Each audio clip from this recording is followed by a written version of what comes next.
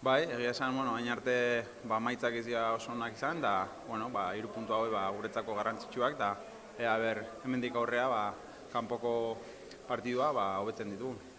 3 puntuak eta gainera markagailuari buelta eman da.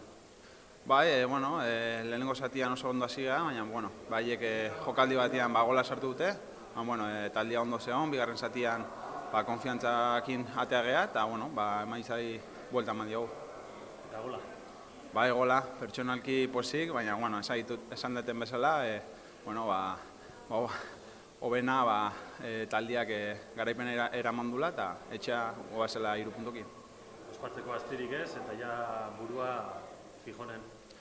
Bai, 3 partido segidan, eta, oin deskantsatzea, ondo jatea, eta, 3 egunetan berriro, emaitza hona bat atea etxetik kanpo.